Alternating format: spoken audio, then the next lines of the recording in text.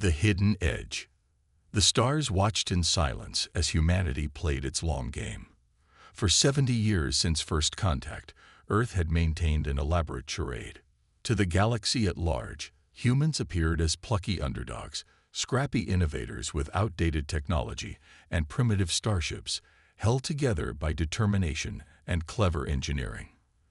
The galactic powers regarded Earth with a mixture of amusement and condescension. Quaint, they called human vessels. Charming, they said of Earth's settlements. Behind their smiles lay thinly veiled contempt.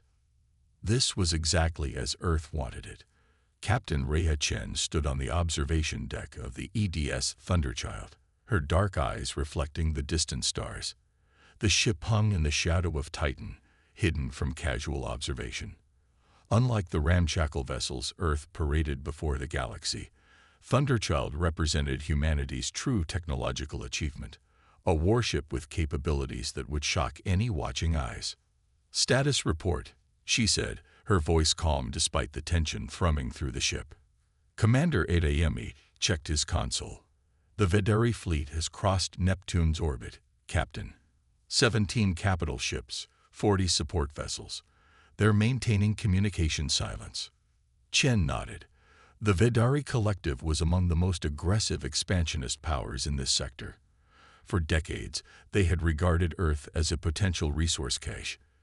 Too primitive to warrant diplomatic respect, but too troublesome to simply seize. That calculation had apparently changed. They'd dropped out of FTL exactly where intelligence predicted, Lieutenant Keller announced from the tactical station. "Deployment pattern suggests invasion protocols." "And Earth's official fleet?" Chen asked. 6 patrol vessels have moved to intercept, maintaining the facade. They're broadcasting standard warnings and identification requests. Chen's lips thinned to a hard line. Those patrol ships were genuinely outdated, crewed by brave men and women playing their part in humanity's greatest deception. They would retreat when ordered, but even that required courage. On the main view screen, the Vedari fleet appeared, sleek predatory vessels with distinctive blue-green energy signatures pulsing along their hulls. Their design philosophy favored overwhelming firepower and psychological intimidation. The largest ship, nearly 2 kilometers from bow to stern, bristled with weapon arrays. "They're opening a broadcast channel," Keller reported. "System-wide." "Let's hear it," Chen ordered. The harsh features of Fleet Commander Tarek filled the screen. Like all Vedari, his scaled skin held an iridescent quality, and the membranes around his eyes flared with barely contained aggression. "People of Earth," he began, his translator rendering his clicks and hisses into fluid English. "The patience of the Vedari Collective has reached its end. Your planet occupies strategic space and contains resources vital to our expansion. Your technological inferiority makes you unworthy stewards of such assets." Tarek's membranous frills expanded in what humans had learned was an expression of dominance. "We offer terms: immediate surrender of all orbital facilities and unrestricted access to Earth's mineral resources. In exchange, we permit your species to continue existing under Vedari protection. Resistance will result in orbital bombardment of major population centers." The transmission ended abruptly. Chen exchanged glances with her senior officers. This was the moment they had prepared for across 3 generations. Since first contact, Earth had recognized the predatory nature of galactic politics and made a crucial decision: to appear weaker than they were, to develop in secret while presenting a technological facade to the stars. The Thunderchild represented the pinnacle of that hidden development, a quantum gravimetric drive system that made conventional shields and weapons obsolete, phase-shifted armor that existed partially outside normal spacetime, and weaponry that manipulated fundamental forces rather than crude energy projection. "Earth Command is responding," Keller reported. On screen, Admiral Hassan of Earth Defense Force appeared, his expression appropriately grave and fearful. "Fleet Commander Tarek, we request 24 hours to consult with our planetary governments." "Surely diplomacy." "You have 6 hours," Tarek interrupted. "Use them wisely." The transmission cut. Chen received the encrypted message from Earth Command moments later. It contained a single word: initiate. Battle stations, Chen ordered, her voice quiet but carrying throughout the bridge. Bring all systems to full readiness. Deploy quantum field. Let them try, Chen replied. Open a channel. When Fleet Commander Tarek appeared on screen again, his membranous frills were fully extended in surprise and anger. Identify yourselves, he demanded. What trickery is this? Chen smiled thinly. Fleet Commander Tarek, this is Captain Reha Chen of the Earth defense ship Thunderchild. You appear to be preparing to fire upon Earth civilians. I cannot permit this. Tarek's expression shifted from shock to contempt. One ship. Earth sends one ship as its true defense. Your bravery is noted but meaningless. Move aside or be destroyed with the colony. I believe you misunderstand the situation, Chen replied calmly. This isn't an act of futile resistance. This is fair warning. Tarek made a sound his translator didn't attempt to convert. Destroy that vessel, he ordered his fleet. The Vedari flagship fired its main cannon, a concentrated stream of plasma that could vaporize conventional ships instantly. The energy struck the Thunderchild's quantum field and simply disappeared. Quantum absorption at 97% efficiency, Adeyemi reported. Power reserves increasing. They're firing again, Keller announced. Multiple vessels targeting us simultaneously. Chen nodded. Absorb the first volley. Then demonstrate. The space around the Thunderchild lit up as 17 capital ships focused their firepower on the seemingly insignificant Earth vessel. Energy weapons, missile barrages, and exotic particle beams converged on a single point. The quantum field flickered visibly but held, drinking in the energy rather than deflecting it. Power reserves at maximum, Adeyemi reported, a note of satisfaction in his voice. Targeting solutions, Chen asked. Keller nodded. Locked on all weapon systems of the Vedari flagship. Execute precision strike, Chen ordered. The Thunderchild released a fraction of its absorbed energy, but in a form the Vedari had never encountered. Pinpoint gravimetric inversions, microscopic and momentary black holes, materialized inside each of the flagship's weapon arrays. The effect was surgical and devastating. Each weapon imploded with precision, leaving the rest of the massive vessel intact but completely disarmed. The Vedari fleet fell silent in shock. Open the channel again, Chen ordered. Tarek's face appeared, his scales pale with what humans had learned was the Vedari equivalent of fear. What have you done? Demonstrated restraint, Chen replied evenly. Had we wished, we could have destroyed your ship rather than simply disarming it. The same technology could disable your entire fleet in moments. She leaned forward. For 70 years, humanity has hidden its true capabilities while you and others look down upon us as primitives. We chose peace, but prepared for war. The Thunderchild is merely one of Earth's defenses. This last statement was a calculated exaggeration. While Earth had other advanced vessels, none matched the Thunderchild's capabilities. But the Vedari didn't need to know that. You have 1 hour to withdraw your fleet from the Sol system, Chen continued. Any hostile action will be met with an escalating response. This is not negotiable. As the transmission ended, Chen turned to her officers. Now we see if they're intelligent enough to retreat, or if we need to continue the demonstration. Throughout the bridge, tension mixed with pride. Humanity's mask had been pulled aside, revealing not the primitive face the galaxy expected, but something far more dangerous, a species that had learned to hide its teeth until they were needed.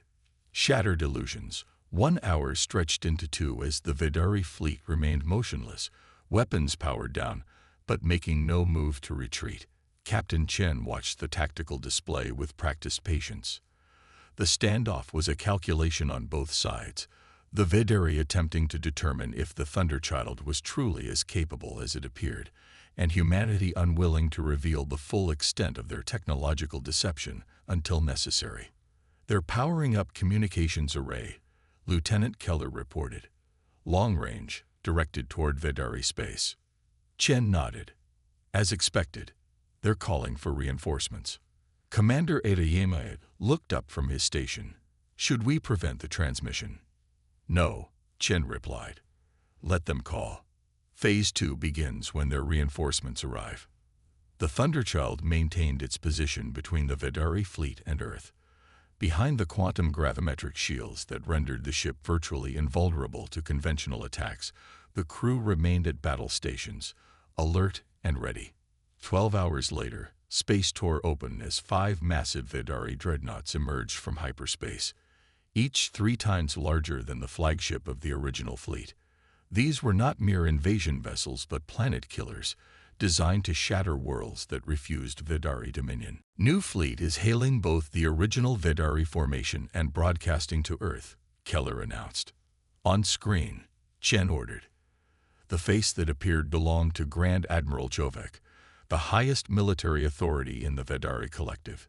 His scale patterns marked him as ancient even by Vedari standards, and the cybernetic enhancements fused to his skull spoke of countless battles. I am disappointed. Terok, Jovek began without preamble. To be halted by a single human vessel, perhaps your position requires reconsideration. Terok's response was not broadcast, but Jovek's dismissive gesture suggested it was received poorly. People of Earth, Jovek continued, now addressing his presumed conquest. Your clever deception with this single advanced ship is noted. However, the outcome remains unchanged. The resources of your system will serve the collective. The only variable is whether your species survives to witness their use. He gestured, and the 5 dreadnoughts moved into attack formation. Your single vessel, impressive though it may be, cannot stand against the might I have brought. Surrender now, and perhaps we will study your quantum technology rather than simply obliterating it. Chen opened a channel in response. Grand Admiral Jovek, this is Captain Chen of the Thunderchild. I must correct a misunderstanding. We never claimed to have only one ship. She nodded to Keller, who sent the signal. Throughout the Sol system, quantum distortions rippled as Earth's hidden fleet revealed itself. 30 vessels of varying sizes emerged from concealment near Jupiter's moons. Another 25 appeared in Mars' orbit. 15 more decloaked from positions within the asteroid belt. None were as advanced as the Thunderchild, but all represented technology far beyond what humanity had ever displayed to the galaxy.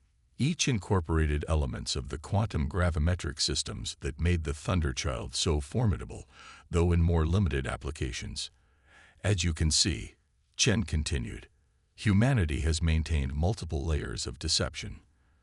The ramshackle fleet you initially encountered represents obsolete technology we maintain specifically for interacting with species who might misinterpret our true capabilities.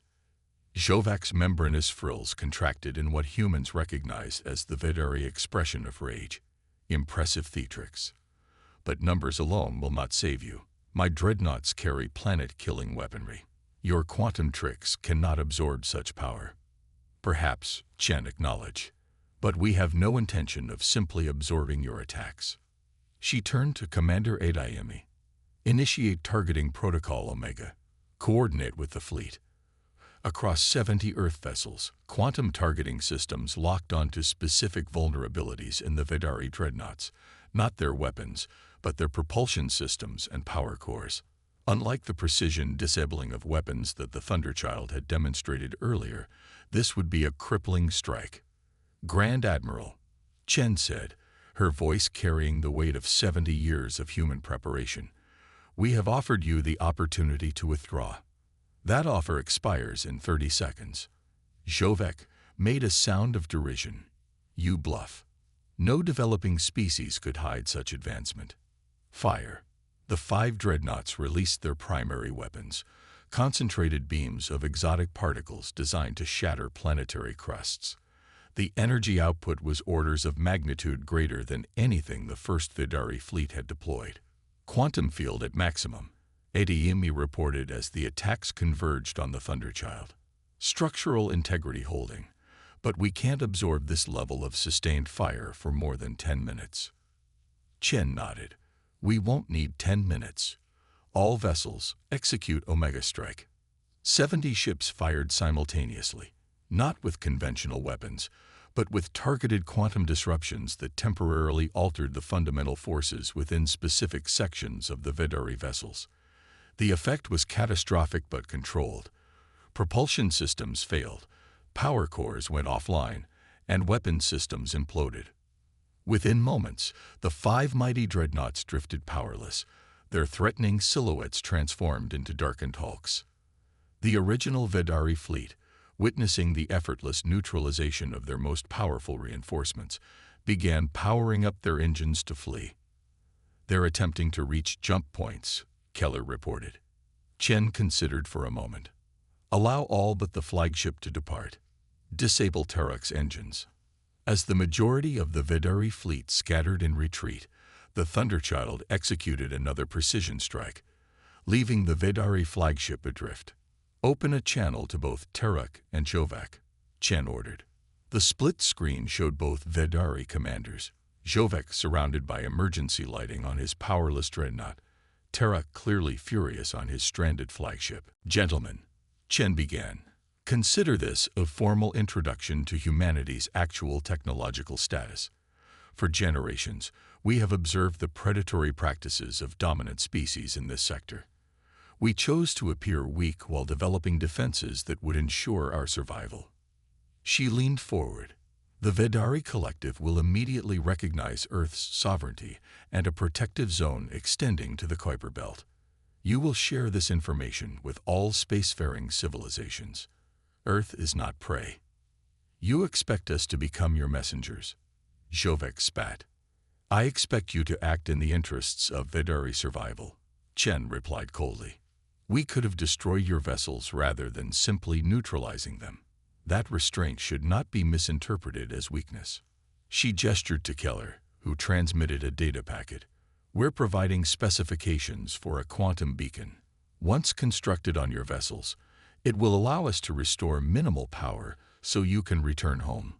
The beacon will also serve as a reminder. Any future aggression towards Earth will be detected instantly. Tarak's frills flattened in submission. And if we refuse? Then you drift, Chen said simply. The choice is yours. 48 hours later, after both Vidari commanders had grudgingly accepted the terms, the Earth fleet restored minimal power to the stranded vessels. As they limped away toward Vidari space, Chen ordered the Thunderchild to maintain a shadow position, ensuring their departure. Commander Adayemi joined her on the observation deck. Do you think they'll honor the agreement? Chen watched the retreating ships. They will for now. Fear is a powerful motivator, but eventually they'll convince themselves they can find countermeasures to our technology. And when they return? Adayemi asked. Chen smiled. Then they'll discover that what we revealed today was only our first-generation quantum technology.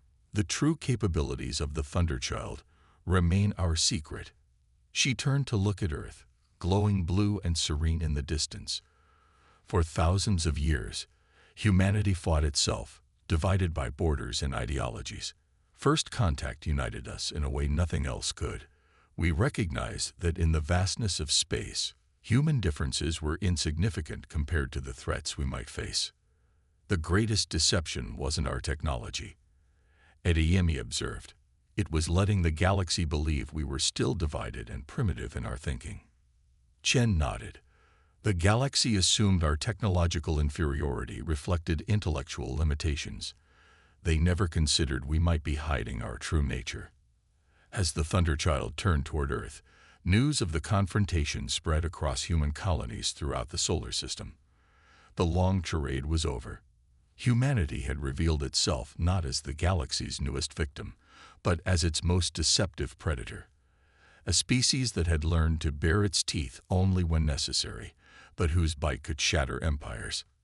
In the coming months, diplomatic vessels from a dozen species would arrive in Earth orbit, suddenly eager to establish relations with the civilization they had previously dismissed. Humanity would step onto the galactic stage, not as supplicants, but as equals to even the oldest spacefaring races. And at the edge of the solar system, the Thunderchild and its sister ships maintained their vigilant watch, ready to remind the galaxy that appearances could be deceiving, and that humans had mastered the art of silent thunder.